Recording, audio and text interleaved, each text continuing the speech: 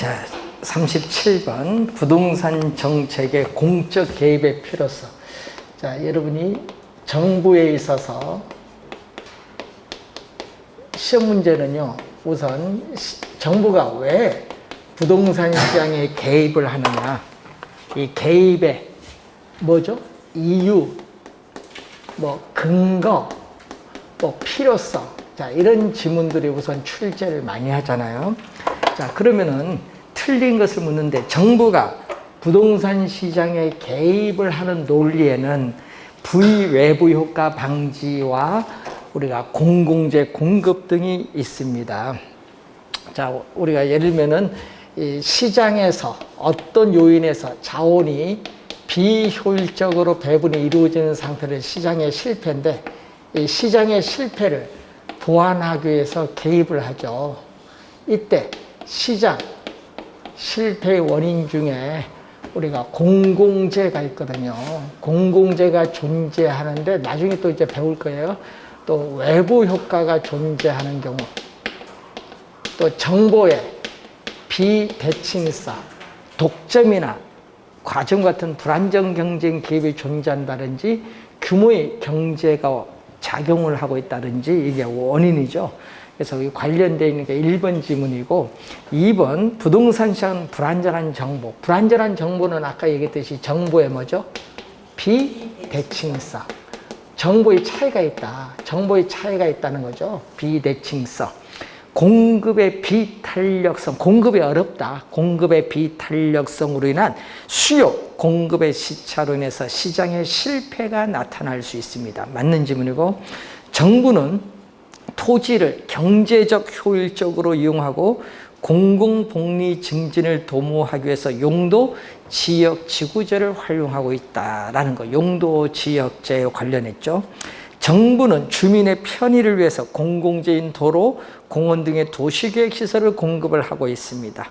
자, 5번 정답이죠. 공공재는 시장 기구에 맡겨둘 경우에는 경합성과 배제성, 요게 틀렸죠. 공공재는 두 가지 특성을 가져야 돼요.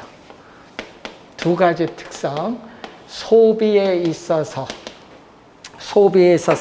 경합이 일어나지 않는다. 비경합성. 그러니까 본인이 소비한다고 해서 다른 사람의 편익이 줄어들지 않는다. 경합성이 나타나고, 또 어떻게 돼? 우리는 본인이 공공재를 소비를 하여도 다른 사람의 소비를 배제시킬 수 없어요. 비배제성. 그래서 우리는 공공재를 소비하여 이득을 얻었음에도 불구하고 그에 대한 대가 지불을 하지 않는, 뭐가 나타나는? 무임승차자 문제가 발생해요. 무임승차자 문제. 그래서 5번 정답이고, 자, 외부 효과가 나오죠. 자, 외부 효과 올해 출제 가능성이 좀 높은데 틀린 것. 자, 외부 효과는 어떤 경제 활동과 관련하여 거래의 당사자가 아닌 제3자에게 의도하지 않은 밑줄, 의도적인 것이 아니라 의도하지 않은 우리가 혜택, 편익을 주죠. 의도하지 않은 이 편익, 이 혜택을 주었는데 그에 대해서 어떻게 돼요? 대가를 받지 못하는 것을 우리는 정의 외부 효과, 외부 경제라고 하죠. 그런데 또 뭐를 우리는 손해를 입혔는데 그 손해에 대해서 또 대가를 지불하지 않는 것을 부의 외부 효과, 외부 불경제라고 해요. 자, 이 두 가지 외부 효과가 있는데, 외부 효과는 항상 소비 과정에서 발생하는 경우도 있고 생산 과정에서 발생하는 경우도 있다는 것. 자, 정의 외부 효과가 발생을 하면은 지역 이기주의 사회에서 뭐가 나타나죠? 우리는 플리즈, 인마이 프로냐드, 핀피, 내가 살고 있는 지역사회 공공 편의시설이 들어오면 오케이. 그런데 여기서는 뭐가 나타나냐? 이기주의 사회에, 내가 살고 있는 지역사회에 우리가 들어와서는 안 된다. In my backyard. 위험, 혐오 시설, 공해 시설이 들어와서는 안 된다. 님비 현상을 발생시키죠. 2번 정답. 3번 인근 지역에 대규모 생태공원이 조성됨에 따라 주변 어떻게 돼요? 생태공원이 조성되면요 쾌적성이 높아져요. 쾌적성이 높아지면은 수요가 증가하기 때문에 아파트 가격이 상승하는 정의 외부 효과가 나타난 것으로 볼 수 있습니다. 맞고, 외부 비용을 발생시키는 재화는 얘기죠. 자, 사회적 비용이 기업이 제품을 생산하는 때 사적 비용보다 크다. 이때 사회적 비용은 사적 비용이다. 여러분, 석탄 공장, 화학 공장이 들어서면은 환경 물질을 한 단위 더 정화하는데 추가로 드는 외부 비용이 발생해요. 이 외부 비용을 발생시키는 재화는 정부의 규제가 없을 경우는 어떻게 되느냐? 자, 사적인 편익을 나타내는 수요 곡선, 사적인 비용을 나타내는 공급 곡선인데 각 생산량, 이게 균형이거든요. 균형인데 각 생산량 수준에서 외부 비용, 이 외부 비용만큼 우리는 사회적 비용이 더 높아요. 사적 비용보다 외부 비용만큼 사회적 비용이 더 높다. 이때 요점이죠. 사회적으로 바람직스러운 최적 생산량은 요건데 실제는 요걸 고려하지 않고 생산하니까 이만큼 더 많이 생산하거든요. 그래서 이만큼 또 뭐가 된다? 과다. 지나치게 더 많이 과다 생산한다. 그래서 줄이기 위해서 최적 생산량만큼 생산량을 줄이기 위해서 뭐 한다? 우리는 세금을 부과한다. 공해세, 생산량을 줄이기 위해서 공해세와 같은 세금을 부과한다든지 오염 배출에 따른 부담금을 부과하든지 그의 내용이죠. 그래서 거기 맨 끝에 과다가 포인트. 맞는 지문이죠. 자, 5번 여러 용도가 혼재되어 있어서 인접 지역 간의 토지 이용의 상충으로 인해서 토지 시장의 효율적 작동을 제한한다. 예를 들어서 주거용과 공업용이 있어요. 그럼 공업용으로 인해서 주택 가격은 오히려 하락할 수 있죠. 부의 외부 효과가 발생할 수 있다. 상충되니까. 자, 정답은 2번이 정답인데 특히 여러분이 뭐 과다, 뭐 과소, 여기 플러스일 때는 뭘로 가죠? 과소로 가고, 하여튼 마이너스일 때는 뭘로 온다? 과다로 온다는 거 항상 염두에 두셔야 돼요. 소비일 때는 편익 갖고 따지고 생산일 때는 이렇게 비용 갖고 따진다는 거. 올해 외부 효과가 좀 중요해요. 올해 시험은. 자, 39번 순수 공공재에 관한 설명으로 틀린 것은 소비자가 많을수록 개별 소비자가 이용하는 편익은 감소하는 것이 아니죠. 자, 여러분 우리 고속도로 소비자 이용 많죠. 많을수록 개별 소비자가 이용하는 편익이 감소하는 것이 아니라 편익이 줄어들지 않아요. 다 소비함으로써는 다 이익을 얻지. 고속도로 시간 단축이라는 이익은 얻잖아요. 편익은 감소한다 하면 안 돼요. 틀린 지문 1번. 편익은 감소하지 않습니다. 다른 사람도 편익을 얻고 있다. 시장 수요는 개별 소비자 수요의 수직에 동그라미, 수평이 아니라는 거. 여러분, 공공재는 수직, 사적 재화는 수평. 사적 재화는 수평, 공공재는 수직. 왜 그러냐면 고속도로 주어졌어요. 주어진 생산량이 있는데 가격에 관계없이 수요량을 다 더해줘야 되니까 수직. 사적 재화는 뭐다? 수평. 2번 답 많이 하거든요. 보면은 3번 개별 소비자의 한계 편익. 여러분 한계 편익은요. 하나 더 소비함으로써 총 편익이 얼마나 변하느냐. 또 한계 비용은 하나 더 생산함으로써 총 비용이 얼마나 변하느냐. 이 두 개가 일치하는 수준에서 사회적으로 바람직스러운 최적량이 결정이 됩니다. 자, 시장에서 공급량이 결정되면은 사회적으로 바람직스러운 최적량에 비해서 어떻게 돼요? 공공재는 시장의 기구에 맡기면은 어떻게 돼요?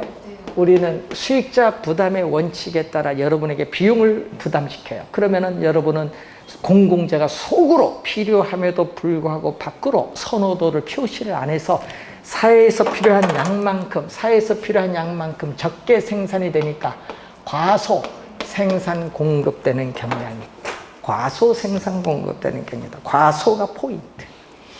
자, 5번 공급량이 사회적으로 바람직스러운 최적 수준에서 결정되려면 사회 전체의 정확한 선호를 파악하는데 이게 쉽다 어렵다?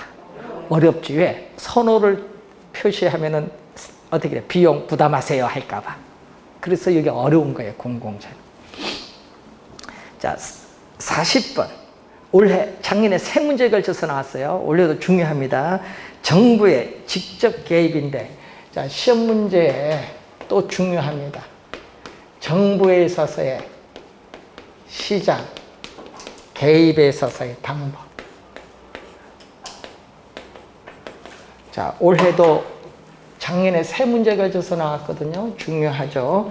정부가 부동산 시장에 직접 개입을 해서 수요자와 공급자의 역할을 적극적으로 수행하는 경우 있고, 또 시장기구의 골격, 틀을 유지하면서 시장의 기능을 통해서 정책 효과를 달성하고자 하는 간접 개입이 있는데, 직접 개입의 대표적이죠. 정부가 부동산 시장에 직접 개입해서 개발하는 공영개발 같은 거. 예? 작년에 출제된 게 토지 비축제도 출제했었죠. 작년에는 이걸로 출제했어요. 토지은행제도. 토지은행제도나 토지 비축제도 같은 용어죠.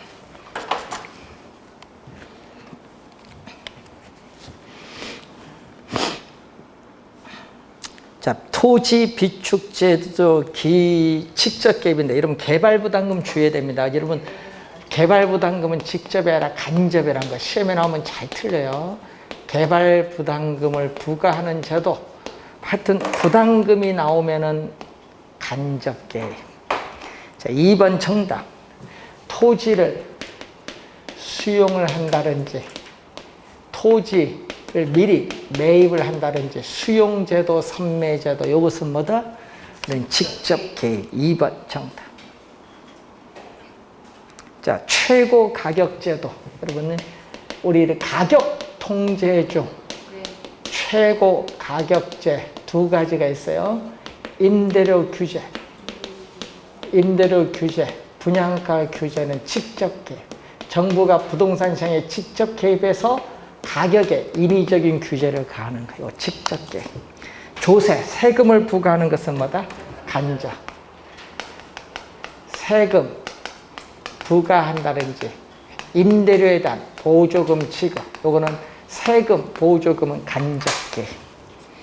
자, 용도지역지구제는 뭐죠? 우리는 용도지역지구제는 토지 이용 규제의 대표적 수단.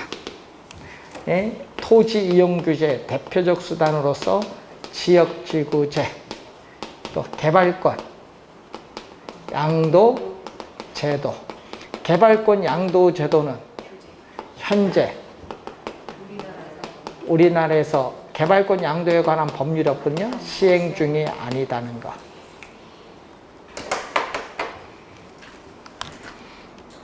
자, 담보대출 규제.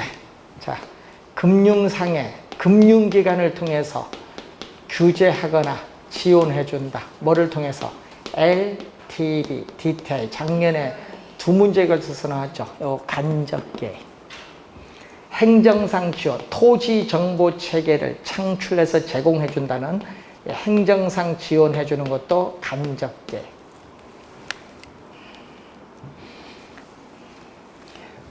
부동산 우리 거래 허가제, 부동산 거래 신고 등에 관한 법률에 의한 거래 허가제, 무슨 게? 직접 개입. 공공 투자 사업이라든지 공공 임대 주택을 공급한다는 거, 이거 전부 직접 개입. 이거 올해도 시험에 중요합니다. 자. 잘 공부해 두셔야 되겠습니다. 이건 점수 주려고 내는 문제인데. 2번 정답. 41번 이거 3년 연속 나오고 있어요. 우리나라에서 자 밑줄은 현재 시행되지 않는 밑줄. 이거 3년 연속 나오고 있습니다. 정책을 모르고 고른 거 1번 정답인데 종합토지세는 없어. 종합부동산세지. 그리고 공한지세도 없어. 택지 소유 상한제도 없어요. 자, 그 D급과 C급 보세요. 토지거래허가제와 부동산 실거래가 신고제 이 두 가지는 부동산 거래 신고 등에 관한 법률. 분양가 상한제는 주택법. 개발이익 환수제는 개발이익 환수에 관한 법률. 부동산 실명제는 부동산 실권리자 명의 등기에 관한 법률. 명의신탁 방지에서 도입된 거죠. 1995년도에 도입된 법이죠. 1번 정답이 되겠습니다. 여러분이 최근 계속 출제된 게 요거잖아요. 택지 소유 상한에 관한 법률. 토지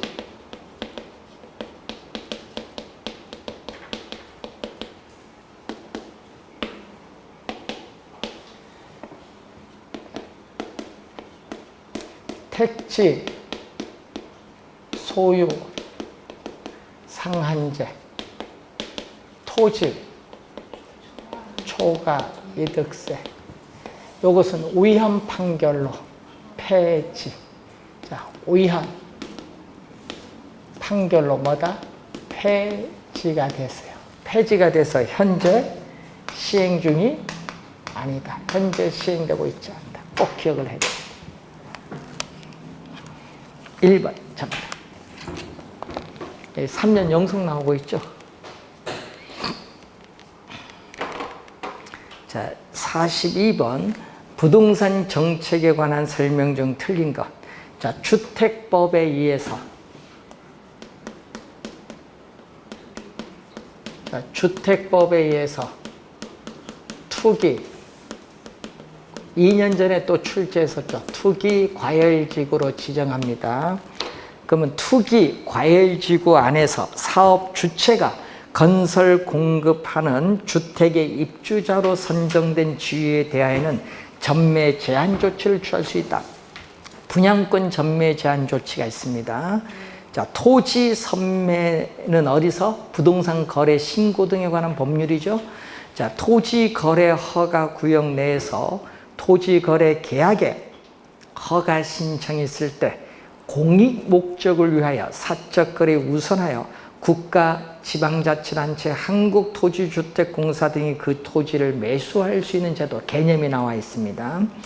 자, 부동산 거래 신고 제도는 부동산 거래 신고 등에 관한 법령에 따라 거래의 당사자가 부동산 등에 관한 거래 계약을 체결한 이후에 그 실제 매매 가격 등을 거래 계약 후 잔금일 밑줄, 잔금일이 아니라 계약 체결일, 잔금일이 아니라 계약 체결일부터 30일 이내 그 부동산 등의 소재지를 관할하는 시장, 군수 또는 구청장에게 공동 또는 예외적인 경우 단독으로 신고하게 하는 제도입니다.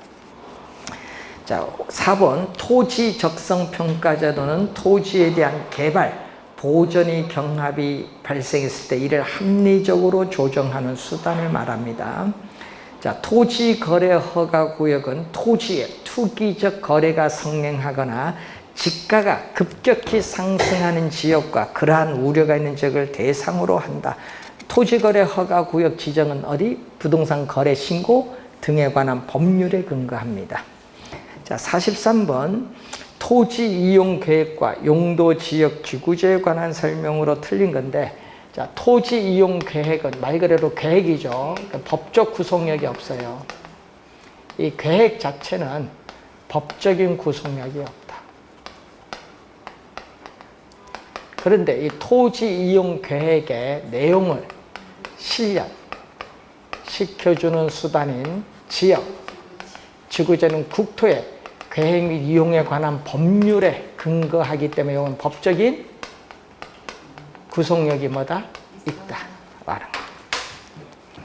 자, 1번 용도 지역 지구제는 사적 시장이 외부 효과에 대한 효율적인 해결책을 제시하지 못할 경우에 정부가 부동산 규제의 한 방법으로 채택할 수 있죠. 토지 이용 규제의 대표적 수단이 뭐다? 지역지구제입니다.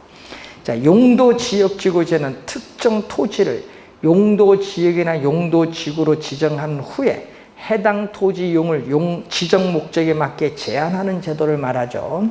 자, 토지 이용 계획은 토지 이용 규제의 근간을 이루고 있지만은 법적 구속력은 가지고 있지 않습니다. 맞는 지문이고, 용도지역지구제는 토지 이용 계획의 내용을 실현하는 수단으로서 도시군 관리 계획의 내용에 구성을 하고 있고 법적 구속력이 있어요. 자, 국토의 계획 및 이용에 관한 법령상 시도지사는 도시군 관리 계획 결정으로 주거지역을 세분화해 지정할 수 있는데, 이 공동주택 밑줄, 양호의 동그라미, 공동주택 중심의 양호한 주거 환경을 보호에 또 밑줄, 보호하기 위해서 필요한 지역은 제2종 전용 주거지역입니다. 일반 주거지역이 아니라 전용 주거지역. 자, 여러분 제2종 전용 주거지역이 아닌 일반 주거지역은 뭐죠? 제2종 일반 주거지역은 중층주택을 중심으로 편리한 주거 환경을 조성하기 위하여 지정한 지역입니다. 틀린 지문이죠. 그래서 여러분 우리 주거지역을 전용 주거지역, 일반 주거지역, 그리고 준주거지역으로 세분합니다. 자, 44번 토지 정책에 관한 설명으로 옳은 것은, 자, 토지 정책 수단 중 토지 비축제도, 토지 수용 요 두 가지는 직접 개입이고요. 금융 지원, 보조금 지금 요 두 가지는 간접 개입. 그래서 1번은 틀린 지문. 2번 개발이 제한되는 지역에 토지 소유권에서 개발권을 분리한다. 분리의 동그라미, 분리를 해서 개발이 필요한 다른 지역의 개발권 양도 밑줄 할 수 있는 제도, 요거 TDR, 개발권 양도 제도의 개념이에요. 2번은 개발권 양도 제도의 개념. 틀렸습니다. 3번 토지 선매에 있어서 시장, 군수, 구청장은 토지 거래 계약 허가를 받아 취득한 토지를 그 이용 목적대로 이용하고 있지 아니한 토지에 대해서 선매자에게 강제로 수용하게 할 수 있다. 자, 밑줄은 선매자에게 강제로 수용 밑줄. 강제로 수용이 아니라 협의로 매수할 수 있게 하는 제도. 강제로 수용이 아니라 협의로 매수할 수 있게 하는 제도입니다. 어디에 나오죠? 부동산 거래 신고 등에 관한 법률에 근거하죠. 3번 틀렸고, 4번 개발 사업의 시행으로 이익을 얻은 사업 시행자로부터 개발 이익의 일정액을 우리는 환수하는 제도. 요거 개발부담금 제도. 개발부담금 제도의 개념. 2번, 4번이 바뀌었죠. 5번 토지 적성평가제는 토지에 대한 개발, 보존의 경합이 발생했을 때 이를 합리적으로 조정하는 수단으로서 토양이라든지 입지, 토지의 활용 가능성 등을 우리는 토지 적성에 대한 내용으로 포함되어야 합니다. 정답은 우리가 확인해 두시면 되겠고, 자, 45번 문제로 갑니다. 자, 부동산 관련 제도 및 토지 이용 규제와 관련된 법률적 근거가 되는 법령을 서로 연결한 것 중 틀린 것. 자, 투기 과열지구로 지정하는 건 주택법이고요. 부동산 거래 신고 등에 관한 법률이란 토지거래 허가제, 그리고 개발이익 환수에 관한 법률이란 개발부담금제도. 4번 정답 토지은행제도는 요거죠. 자, 토지은행제도는 2009년입니다. 2009년 2월 임시국회를 통해서 공공토지의 비축에 관한 법률, 공공토지의 비축에 관한 법률에 근거해서 토지를 비축하고 누가 하죠? 한국토지주택공사가 토지 비축 업무를 법적으로 부여받는다. 한국토지주택공사가 토지 비축 업무를 법적으로 부여받아 현재 수행하고 있죠. 그래서 토지 시장의 안정,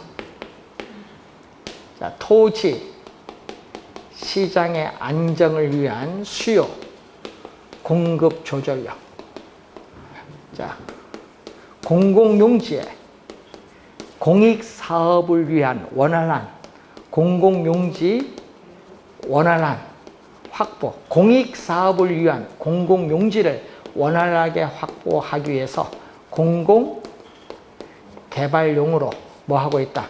비축을 하고 있다. 여러분 시험 문제는 개념을 많이 매요. 최근의 흐름은 토지 비축제도 뭐를? 개념을 출제를 많이 하고 있다. 4번 정답. 여러분 공익사업을 위한 토지 등의 취득 및 보상에 관한 법률에 의해서 나온 게 대토보상권이죠.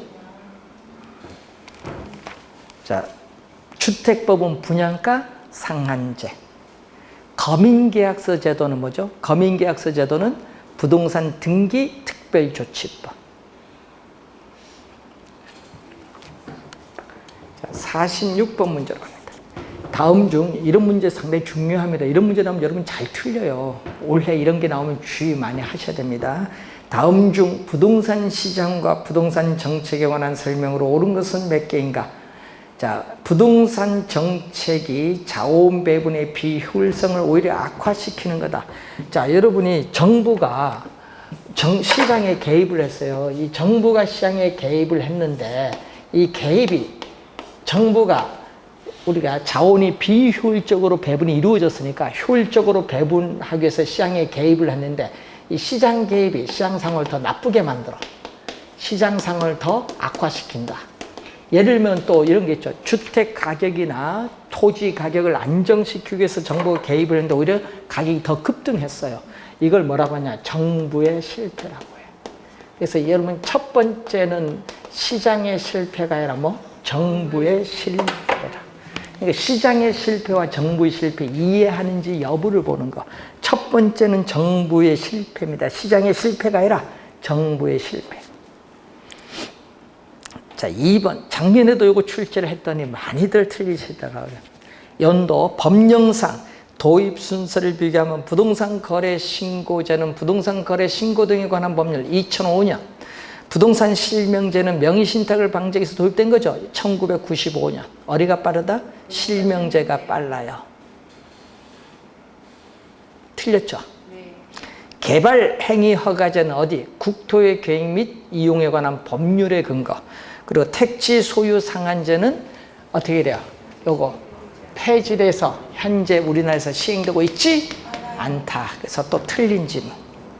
분양가 상한제는 뭐다? 직접 개입. 여러분 요거 아까 분양가 규제, 분양가 상한제는 최고 가격제로서 직접 개입이고요. 개발 부담금 제도는 간접 개입. 그래서 또 틀린 질문. 5번째가 정답인데 PIR. 그럼 PIR은 여기 여러분 뭐냐?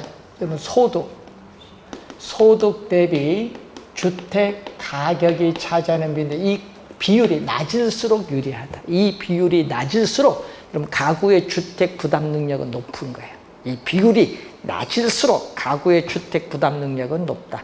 작년에도 출제한 지문이죠. PIR. 하나 맞습니다. 요거 그 박스 중에 요거 하나 맞아요. 그래서 2번 정답. 올해 이런 형태의 문제 출제합니다.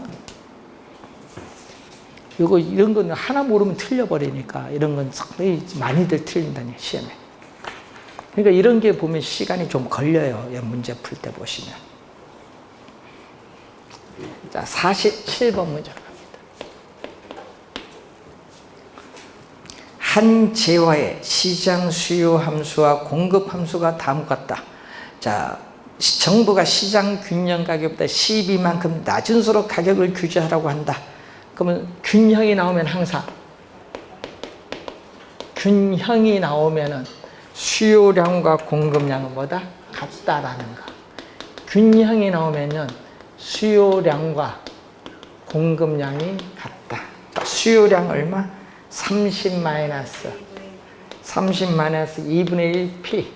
공급량은 3분의 5 플러스 3분의 1 P. 그래서 요게 같다. 자, 분모에 2와 3을 없애주기 위해서 양변에 6을 곱해준다. 양변에 6. 그러면 얼마냐? 30 마이너스 2분의 1 P. 여기는 3분의 5 플러스 3분의 1 P인데 괄호를 풀면 63, 18, 180 마이너스 3p. 또 괄호를 풀면은 10 플러스 2p. 자, 그러면 3p, 2p 되면 5p는 180에서 10을 빼면 170. 그래서 균형 가격은 5, 30, 5, 40, 34. 자, 이렇게 나옵니다. 자, 수요 곡선은 일반적으로 우하향, 공급 곡선은 일반적으로 지금 우상향인데, 자, 이 균형 가격이 지금 34예요. 자, 균형 가격이 34인데, 요것보다 얼마 낮춘다? 12. 12 낮은 수준. 12 낮은 수준에서 가격을 규제한다. 12 빼니까 22. 22에서 이렇게 가격 규제인데, 여기에 규제 가격이 뭐죠? 최고 가격. 최고 가격이면서 상한 가격. 그래서 최고 가격제. 예? 그래서 이것을 뭐라고 하죠? 우리는 최고 가격 통제 중 최고 가격제 또는 가격 상한제. 예? 최고 가격제 또는 가격 상한제라고 해요. 그래서 우선 요거 규제 후의 가격은 얼마? 규제 후의 가격은 22. 그리고 거래량을 찾아야겠죠. 거래량 우선 여기 얼마? 맞나? 22 들어갑니다. 공급 22 들어갑니다. 자, 여기에 Q, S는 3분의 5 플러스 3분의 1 P. 요 P 자리에 22가 들어가요. 3분의 22에 3분의 5 하면 3분의 27. 3분의 27이니까 얼마? 9. 자, 수요는 얼마? QD는 30 마이너스 2분의 1 P. 요 P가 22예요. 그럼 2로 나니까 11이죠. 30에서 11 빼니까 19. 여러분, 요게 공급량이고, 요건 수요량이니까 이 크기만큼의 뭐가 발생했어요? 이 크기만큼의 초과 수요가 발생한다면 초과 수요가 아무리 많아도 공급량이 적다 보니까 이 공급량만큼 거래가 이루어질 수밖에 없어요. 그 거래량 얼마? 공급량 수준 얼마? 9개. 3번 정답. 만약 초과 수요를 물으면 얼마? 초과 수요를 물으면 얼마? 19에서 9를 빼면 얼마? 10개. 초과 수요는 10.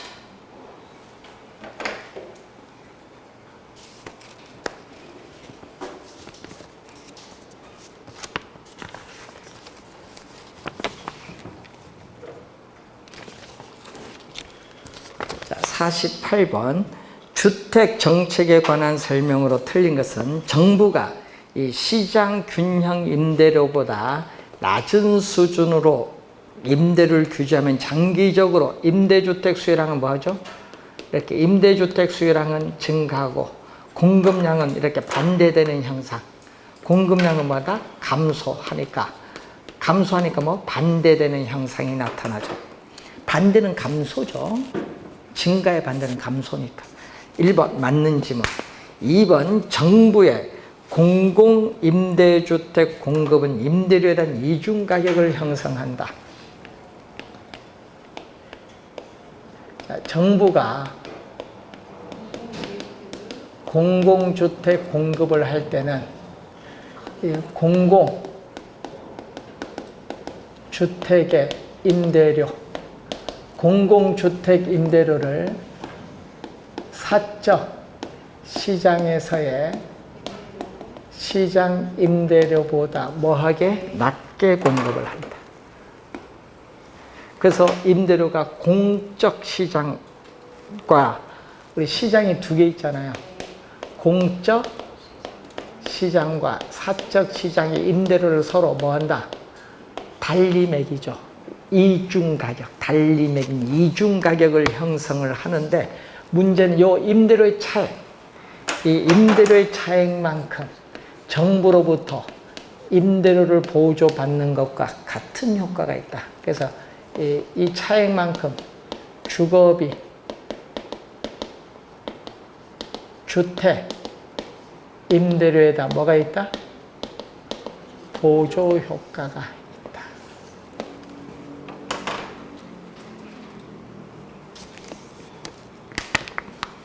(3번) 정부가 임대주택 공급을 증가시켰을 때 임차수의 임대료 탄력성이 뭐예요? 작을수록 밑줄.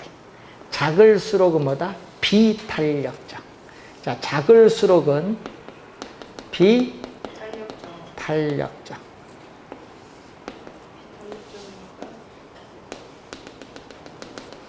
자, 이렇게 주어졌을 때 공급을 증가시켜요. 자, 임대주택 공급을 증가시켰을 때 어떻게 돼요? 수요는 이렇게 크게 하락을 하고 뭐는 탄력적은 약간 하락을 해. 그러니까 비탄력적일수록 더 커지죠. 요 노란 것보다 더 커질 수 있다. 자, 작을수록 밑줄, 더 커질수록 밑줄. 이게 포인트죠. 맞는 질문. 자, 네 번째, 장기 일반 민간 임대주택이란 임대사업자가 공공지원 민간 임대주택이 아닌에 동그라미.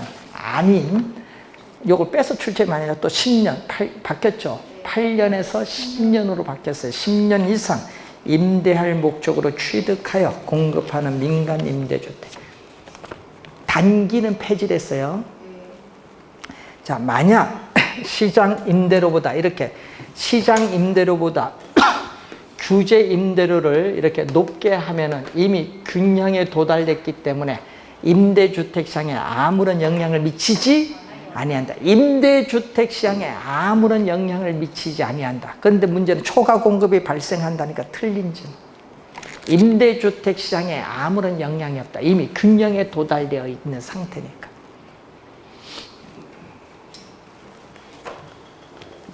자, 49번. 자, 주택법에 의해서 분양가 규제를 하죠. 분양가 규제, 분양가 상한제인데, 상한제 여러분 시험 문제 보면요, 이 개념이라든지 목적은 정답으로 잘 안 묻죠. 개념 목적은 정답 잘 안 물어요. 자, 주택 구매 수요자들의 주택 구입 부담을 덜어주기 위해서 신규 분양주택의 분양가격을 주택법령에서 정한 가격을 초과하여 받지 못하도록 규제하는 제도, 개념이 나와 있고, 거기 목적이 아까 거기 앞에 덜어주기 위해, 요까지가 목적이죠. 자, 무주택자의 신규 주택 구입 가격 부담을 덜어주기 위해서 분양가 상한제를 실시하고, 주택 가격이 급등했을 때 정부는 주택 가격을 뭐 할 목적으로? 안정시킬 목적으로 분양가 상한제를 실시하고 있습니다. 자, 2번. 주택법령상 사업 주체가 일반인에게 공급하는 공동주택 중 공공택지 외에 택지, 민간 택지겠죠. 이 공에서 주택 가격 우려가 있어서 이 심의를 거쳐 지정하는 지역에서 공급하는 주택인 경우에는 기준에 따라 산정되는 분양가격 이하로 공급을 한다. 이하가 포인트죠. 자, 공급자의 이윤이 저하되죠. 자, 여러분이 우리가 수요와 공급이 주어지면 여기 시장에서의 이 균형 가격인데, 이 균형 가격보다 이렇게 낮은 수준에서 규제하면은 어떻게 돼요? 규제를 하게 되면은 이 가격 차이만큼 손해를 보니까 수익성이 악화돼서 건설업체의 이윤이 떨어지죠. 저하되고, 공급은 뭐한다? 장기적으로 이렇게 공급은 뭐한다? 감소하겠지. 신규 분양하는 주택의 공급은 감소를 해요. 또 질, 부실공사, 건설업체가 손해를 보니까 부실공사를 통한 주택의 품질이 저하되는 문제점이 또 있습니다. 주택법령상 분양가 상한제 적용주택의 분양가격은 두 가지를 더합니다. 택지비와 건축비를 더한다. 자, 주택법령상 사업 주체가 일반인에게 공급하는 공동주택 중 공공택지에서 공급하는 도시형 생활주택은 분양가 상한제를 적용한다. 여러분, 도시형 생활주택은 분양가 상한제를 적용하지 아니한다. 그러다 보니까 요즘 어제 뉴스 보니까 도시형 생활주택 분양가 서울에 8천만 원까지 올라갔대. 평당 8천. 웃겼죠. 어제 뉴스 보니까 그게 나왔어요. 분양가 상한제 적용받지 않으니까. 요거 말고 또 있죠. 관광특구, 경제자유구역. 네 가지가 있어요. 주택법에 보면은. 자, 우선 5번 정답. 분양가 상한제를 적용받지 않습니다. 자, 50번 부동산 조세의 경제적 효과에 관한 설명 중 틀린 것은, 자, 1번은 작년에도 출제를 했는데 한번 시험에 잘 나와요. 정부가 주택 가격을 안정시킬 목적으로 양도소득세를 중과하면요, 주택 소유자 입장에서는 처분하면 세금을 많이 내니까 안 해요. 처분을 하지 않고 계속 보유하기 때문에 주택 공급이 감소하는 동결 효과를 통해서 주택 가격이 오히려 상승할 수 있다. 1번 맞는 지문. 2번 임대주택에 재산세가 부과되면은 부과된 세금은 장기적으로 임대료 인상을 통해서 임차인에게 전가될 수 있다라는 거. 자, 조세 부과는 수요자와 공급자 모두에게 세금을 부담하게 하나 상대적으로 가격 탄력성이 낮은 쪽, 낮은의 동그라미, 낮은 것은 비탄력적, 비탄력적에서 더 많이 밑줄, 더 많이 부담. 그럼 반대로 탄력적은 적게 부담. 그래서 여러분이 암기하는 게 있죠. 탄력적일수록 세금 부담을 적게 하기 때문에 뭐다? 유리하다. 수요가 탄력적이면 수요자가 유리, 공급이 탄력적이면 공급자가 유리. 요거 암기해두면 되죠. 자, 네 번째, 토지 이용을 특정 방향으로 유도하기 위해서 정부가 토지 보유세를 부과할 때는, 자, 밑줄은 토지 용도에 관계없이 동일한 세금을 부과, 밑줄. 요게 틀린 지문이죠. 어떻게 된다? 토지 용도에 따라 세금을 달리 부과해야겠죠. 토지 용도에 따라 세금을 달리 부과해야 된다. 4번 정답.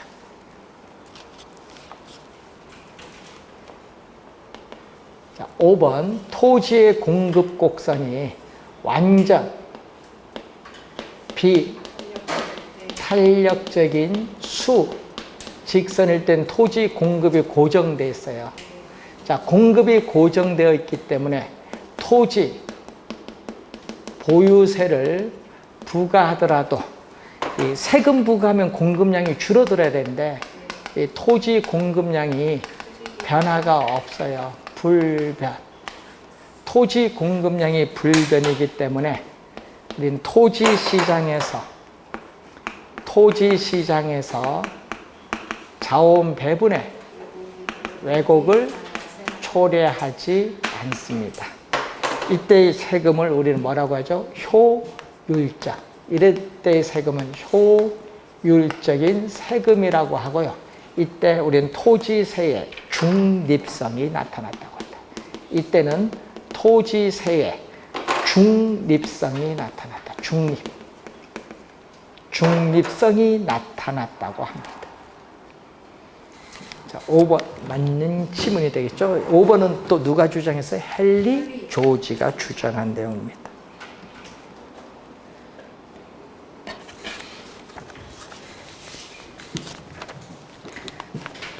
자, 51번 부동산 조세에 관한 설명으로 틀린 것을 묻습니다.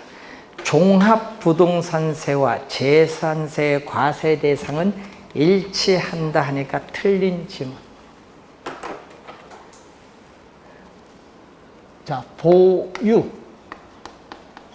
자, 작년에 재산세를 취득으로 출제했어요. 보유과세예요. 자, 과세권자에 따라서 국세는 뭐다? 종합부동산세. 종합부동산세고, 과세권자에 따라서 지방세는 우리가 재산세. 재산세를 작년에 취득으로 출제했어요. 보유과세인데. 과세 대상으로서 우리는 토지, 주택은 뭐죠? 토지, 주택은 종부세가 되겠죠. 과세 대상으로서. 그리고 토지, 건축물, 주택, 선박, 항공기는 뭐다? 그거는 재산세. 일치하지 않고 다르죠. 1번 틀린 지문이 되겠고, 2번 조세의 귀착 문제는 수요와 공급의 상대적 탄력성에 따라 달라지죠. 자, 조세의 귀착은 세금을 부과했을 경우에 실질적으로 누가 세금을 부담하느냐 문제고, 임대주택의 재산세가 강화되면은 장기적으로 임대료 인상을 통해서 임차인에게 전가될 수 있다. 자, 부동산 조세는 공공부문과 민간부문 사이의 자원을 배분하는 기능도 있고요. 소득을 재분배하는 기능도 있습니다. 자, 주택의 보유세가 중과되면은 보유에 따른 세금 부담이 높아지죠. 그럼 자가 소유를 안 하려고 해. 그래서 수요가 감소할 수 있다. 감소가 포인트. 자, 여러분 재산세와 종부세의 과세 기준일은 얼마? 6월 1일. 그래서 어떻게 돼? 같아요. 그래서 여러분 거래할 때 저 날짜를 잘 알아야 돼. 잘못되면 세금 누가 부담, 매도자 매수자 누가 부담하면 중요하거든요. 보유세 요즘 하도 많이 비싸니까. 자, 52번 다음 부동산 관련 조세 중 국세만으로 묶인 것. 자, 1번에 취득세는 지방세입니다. 상속세, 증여세는 국세인데, 여러분 상속세, 증여세는요 취득 시에 나타나죠. 뭐를 적용? 누진세율을 적용하죠. 자, 2번에 등록면허세는 지방세, 3번 취득세, 등록면허세는 지방세, 4번에 정답 증여세, 양도소득세, 종합부동산세는 전부 국세. 그리고 재산세, 지방세죠. 자, 여러분 우리 국세 중에 아까 얘기했지만 소득세, 부가가치세, 인지세, 양도소득세, 그리고 종합부동산세, 상속세, 증여세는 국세입니다. 그래서 정답은 4번이 정답. 이렇게 간단한 문제 내도 틀린 경우 많아서 여러분 이 작년 시험에도 재산세가 보유만 알아도 바로 답이 나오는 거고, 그리고 2년 전에 취득에 부과하는 세금, 보유에 부과하는 세금, 처분에 부과하는 세금 이것도 출제했고, 29회는 종부세 출제했죠. 종부세는 국세이면서 누진세율을 적용을 하고 인별과세이면서 요걸 출제를 또 했던 게 29회. 3년 연속 쉽게 출제했어요. 세금에 대해서는. 그래서 올해도 이쪽에서 좀 출제 또 하지 않을까 이렇게 보여집니다. 자, 52번 문제까지가 정책론에 관한 문제. 정책론에 관한 문제.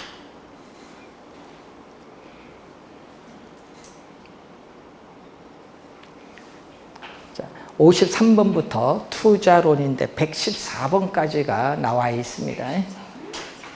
100선이 아니라 114번까지 나와 있어요. 부동산 가격 공시제도까지 나와 있는데, 나머지 문제는 우리가 다음 주 우리 4시간에 걸쳐서 9시 반부터 1시 반까지 해서 4시간에 걸쳐서 설명을 하도록 이렇게 하겠습니다. 그래서 오늘은 이제 추석도 있고, 또 우리 이제 또 일찍 돌아가셔야 될 분도 있고, 그래서 오늘은 여기까지 하고요. 추석 잘 보내시고 우리 다음 주에 뵙도록 하겠습니다. 자, 안녕히 가십시오. 감사합니다.